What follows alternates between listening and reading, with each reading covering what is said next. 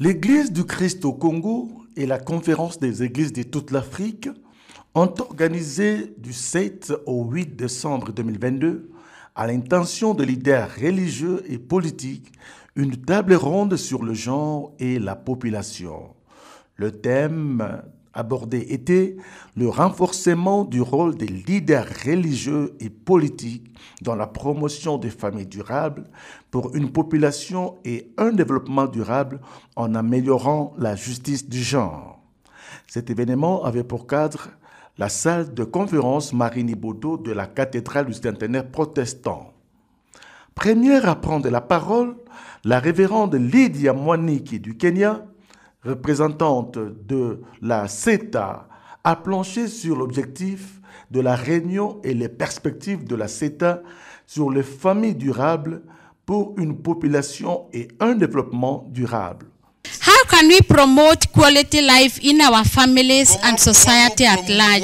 Une vie de qualité dans nos familles et dans la société. What is your role as an individual person? Quel est votre rôle en tant qu'individu? What is the role of the nuclear family in offering quality life? Quel est le rôle de la famille nucléaire en offrant une vie de qualité? What can religious leaders do? Qu'est-ce que le leader religieux, qu'est-ce qu'il peut faire? What can government do to ensure that citizens have quality life? Qu'est-ce que le gouvernement peut faire pour être sûr que les citoyens ont une vie de qualité? What does the Bible say about stewardship of family? Qu'est-ce que la Bible dit au sujet de la gestion de la famille? Are there theological bases of linkages between quality life in families and sustainable development? Est-ce qu'il y a des bases théologiques ou un lien entre le between what? Between quality life in families and sustainable development. Entre la vie de qualité en famille et le développement durable. So these are some of the questions that we will be asking ourselves. Ce sont certaines questions que nous allons nous poser nous-mêmes. In our discussions today and tomorrow. Aujourd'hui et demain.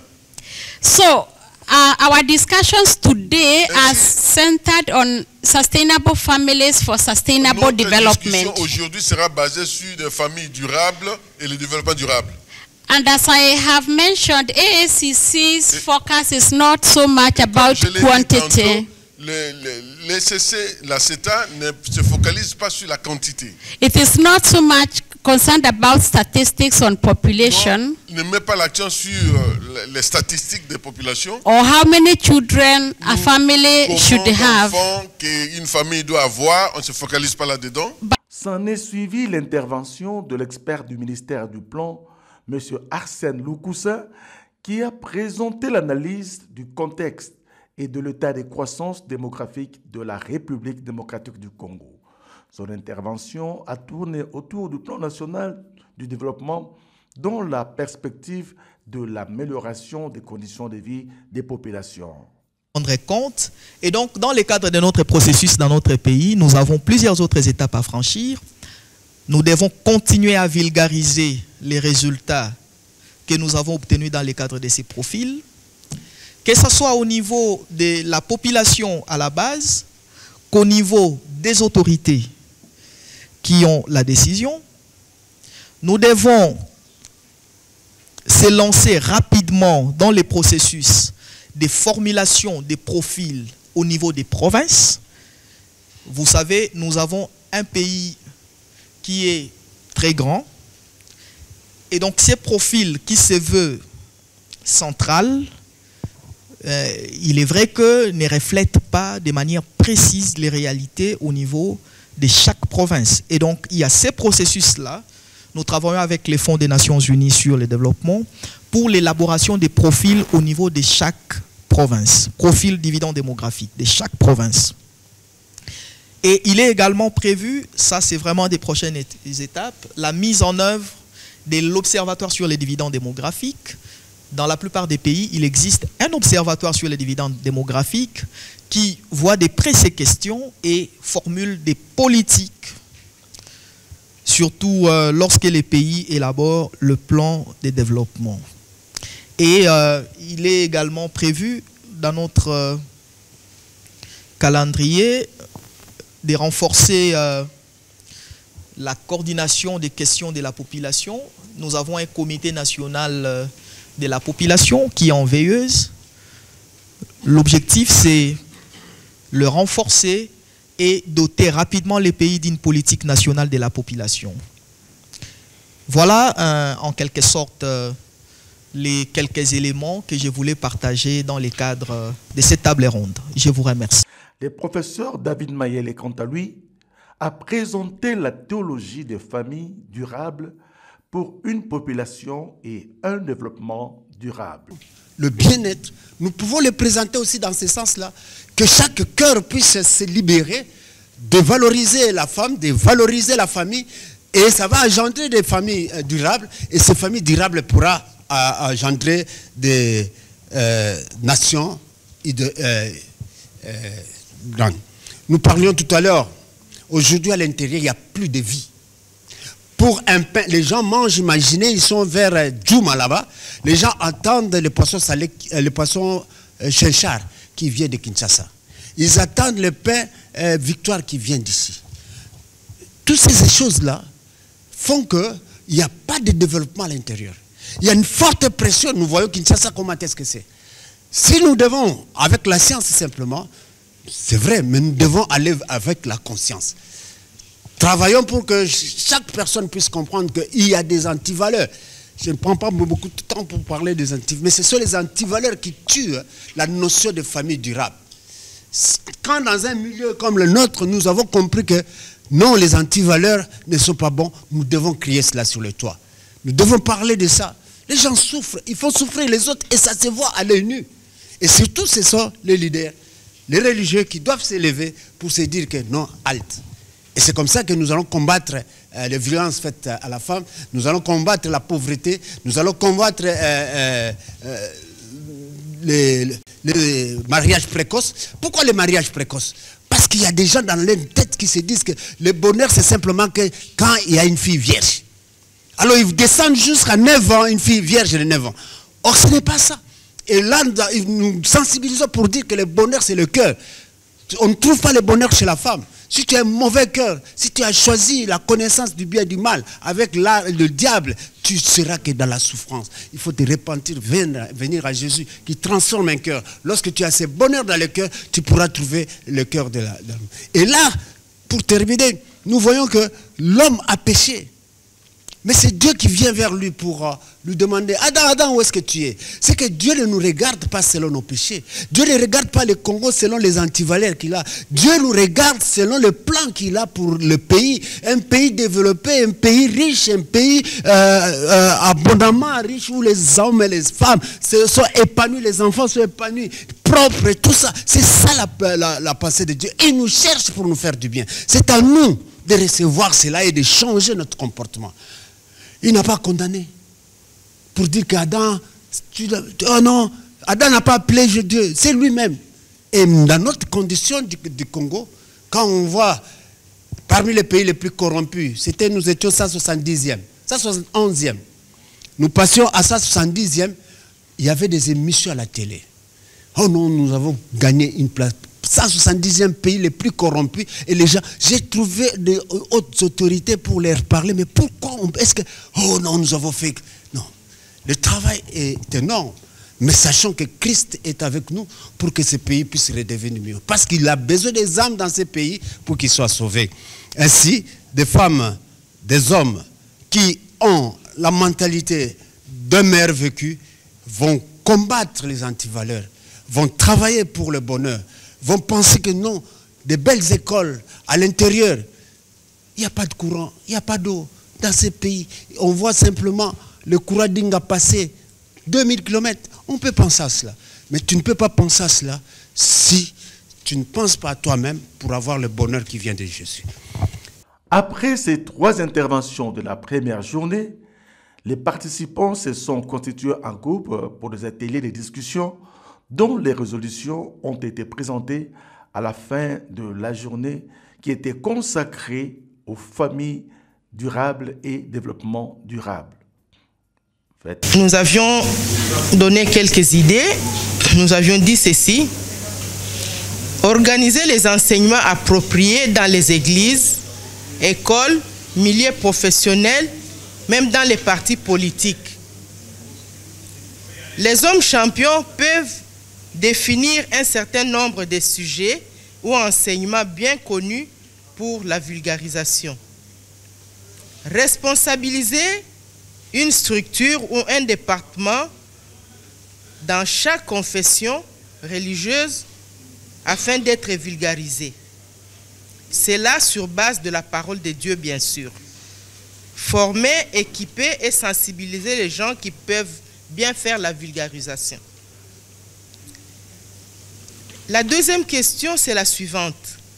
Que pensez-vous que puisse faire le gouvernement pour rendre la qualité de vie et le développement durable en RDC? Nous avions trouvé quelques éléments qui sont les suivants. Par exemple, que le gouvernement mette les gens dans les conditions de vie acceptables, c'est-à-dire bien payer les gens, et cela à temps. De deux, faire des lois ou élaborer des lois et réintégrer les cours appropriés, s'il vous plaît, pour combattre les antivaleurs. Avoir la volonté politique sincère et entretenir un partenariat sincère avec les églises.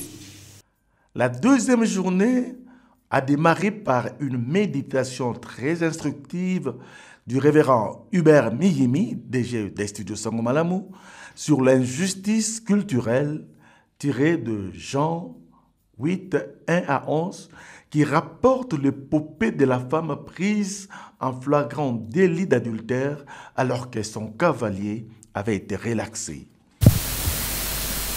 Beaucoup de bonnes choses nous ont été communiquées hier, de la méditation jusqu'aux ateliers. Pour la méditation d'aujourd'hui, j'ai choisi un texte que tout le monde connaît. Il se trouve dans Jean, chapitre 8, du verset 1er au verset 11.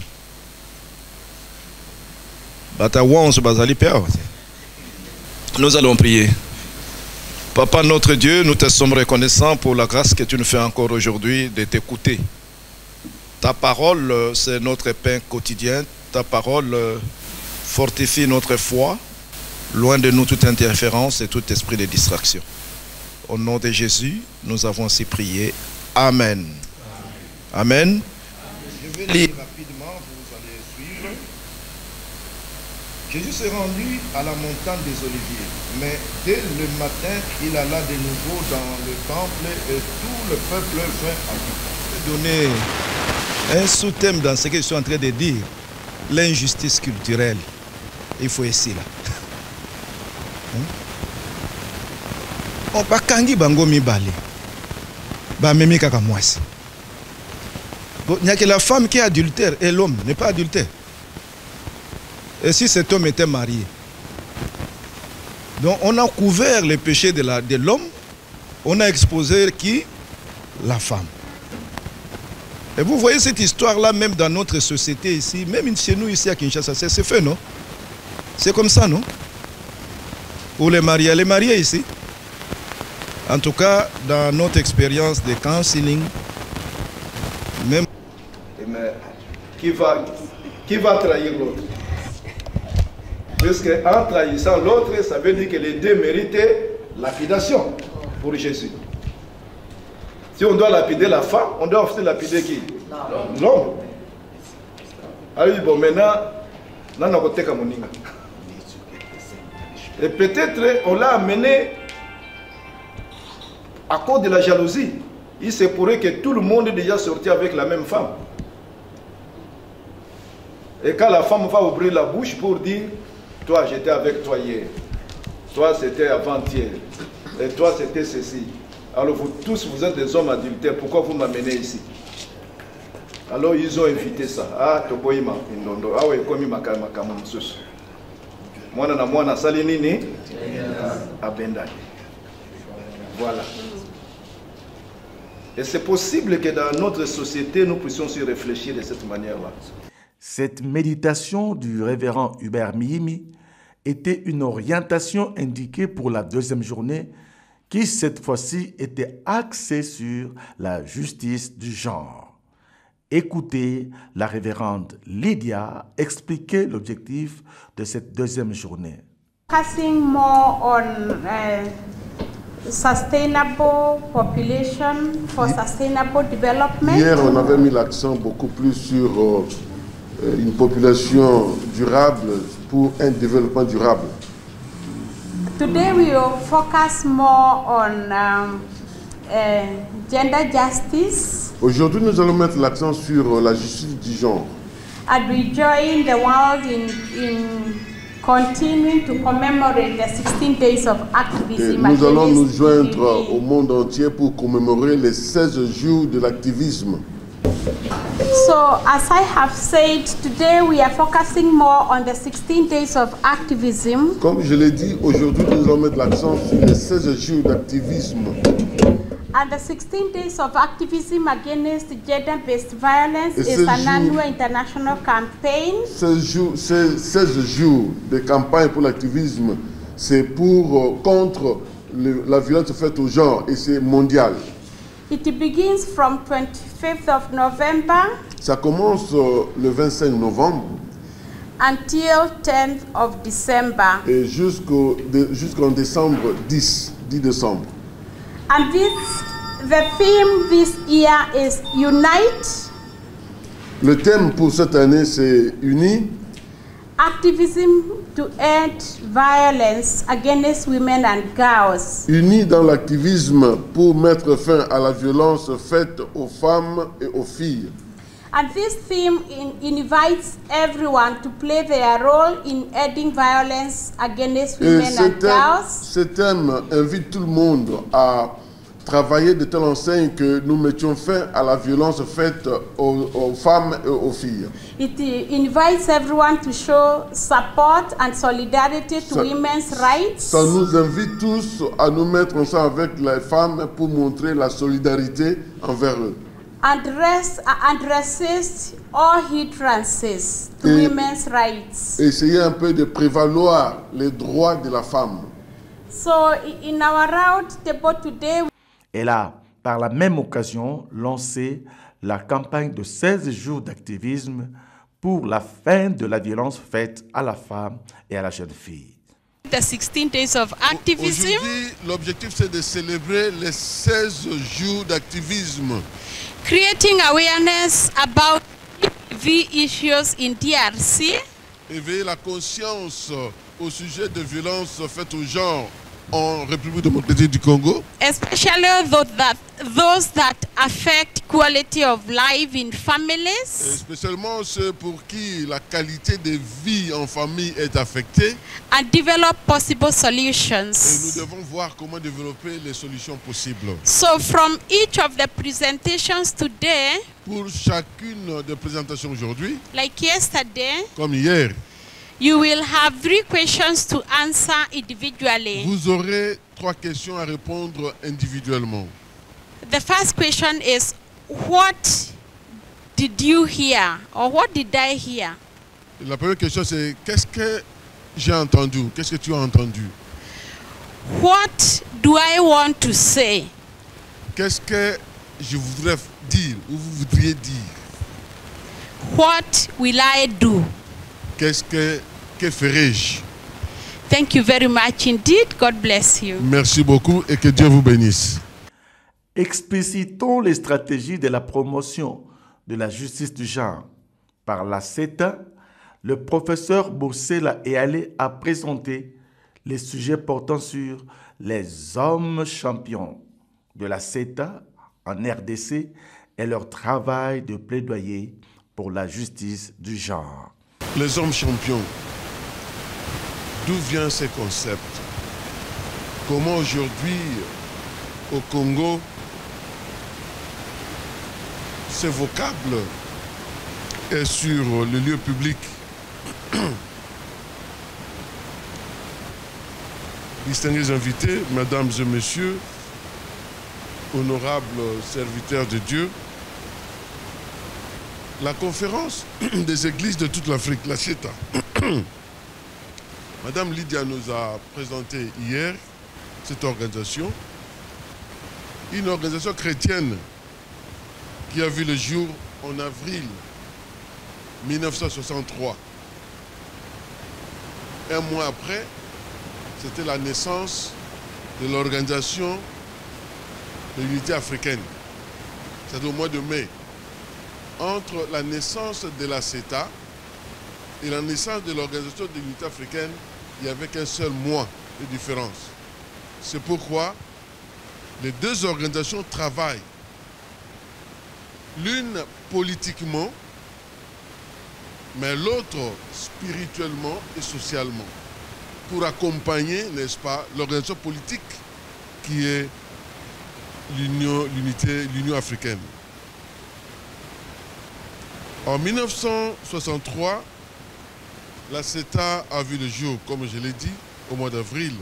À l'issue de cette table ronde, une déclaration des hommes champions a été lue par Monseigneur Niamouké Assial Ouboul, premier vice-président de l'Église du Christ au Congo et leader des hommes champions en RDC. Déclaration des hommes champions à la table ronde sur la justice du genre en collaboration avec la conférence des églises de toute l'Afrique du 7 au 8 décembre 2022 à la cathédrale du centenaire protestant.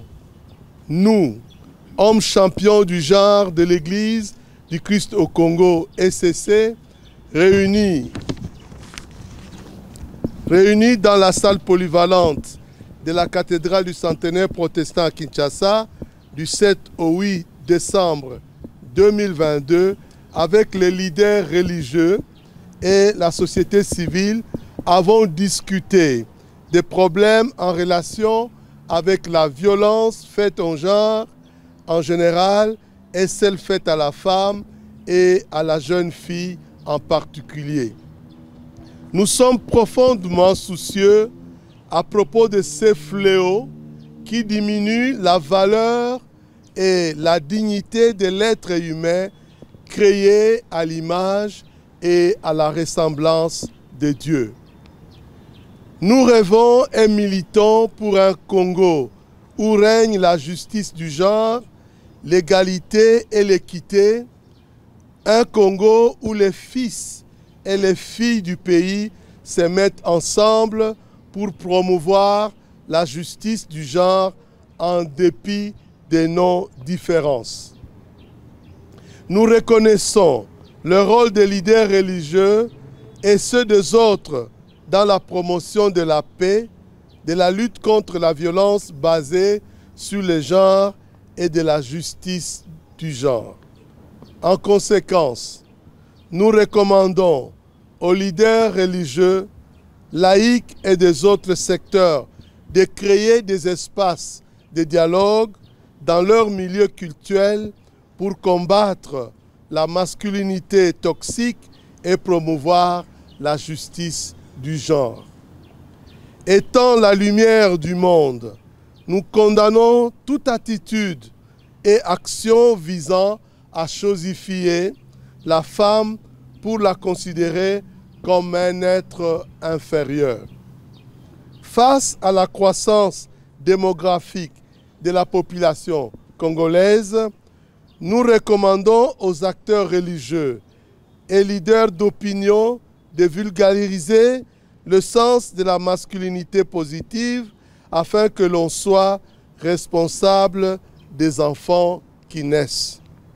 Nous demandons au gouvernement de la République démocratique du Congo, au travers le ministère du genre et famille, de considérer la justice du genre comme un élément important afin de lutter contre la masculinité négative. Ainsi, nous sollicitons la collaboration du gouvernement pour la mise sur pied de plateformes des hommes champions dans les différentes structures étatiques. Nous demandons au gouvernement et aux leaders des différents secteurs la reconnaissance de la campagne de l'activisme contre la violence faite aux femmes et aux filles qui se fait mondialement du 25 novembre au 10 décembre de chaque année. La plateforme des hommes champions de l'Église du Christ au Congo se tient en solidarité avec les hommes, les femmes, les fils, les filles victimes de violences du genre. Fait à Kinshasa le 8 décembre 2022 pour la plateforme des hommes champions de l'ECC, Monseigneur Nyamouke Assia Louboul Idor, premier vice-président national de l'Église du Christ au Congo et leader des hommes champions. Je vous remercie.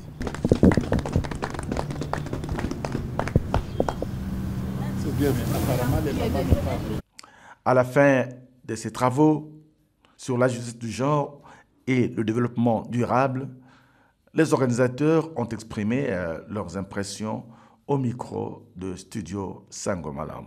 Comme vous avez dit, nous venons de terminer la table ronde que nous avons commencé depuis hier.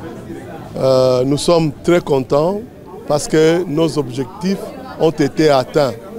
Donc, toutes les structures de l'Église que nous avons invitées étaient présentes et nous avons passé le message, nous avons sensibilisé et les hommes et les femmes pour défendre le droit de la femme et de la jeune fille. Nous avons encouragé les serviteurs de Dieu, les servantes de Dieu, pour que dans nos églises et que partout où nous nous trouvons, nous puissions lutter contre les violences faites aux femmes et aux jeunes filles. Pour nous, le message est bien passé et nous croyons que ce message sera répercuté dans nos différentes structures de l'Église. Les hommes champions, je pense que je n'ai plus à expliquer, le premier vice-président de l'Église Christ au Congo a bien expliqué ce que nous sommes, ce que nous faisons et quelles sont les perspectives. Mais si j'ai ajouté dans ça, c'est dire seulement que être homme champion aussi, c'est suivre Jésus-Christ. Vous avez suivi dans la méditation qui se trouve dans Jean chapitre 8, quand on a amené à Jésus la femme adultère. Il a essayé de relever l'injustice culturelle, l'injustice de la société en matière de traitement du genre. La femme a été attrapée en flagrant délit d'adultère. Les hommes l'ont amenée pour l'accuser, pour la condamner.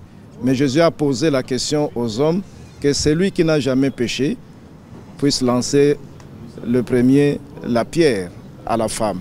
Le résultat était que tous les hommes ont détalé. Ils ont fui, ils sont partis. La femme doit connaître ses droits. La femme doit être accompagnée par les hommes pour défendre réellement le droit et l'équité. Voilà, je pense qu'en tant que ministère des couples, nous qui luttons contre le divorce, nous qui luttons contre la violence faite contre la femme et la jeune fille, nous qui luttons contre toute séparation dans l'objectif d'une famille durable, je pense que tous les hommes mariés, membres de notre ministère, doivent devenir les champions, les hommes champions. Reste maintenant aux églises de s'approprier les stratégies des hommes champions afin de lutter contre la violence basée sur le genre.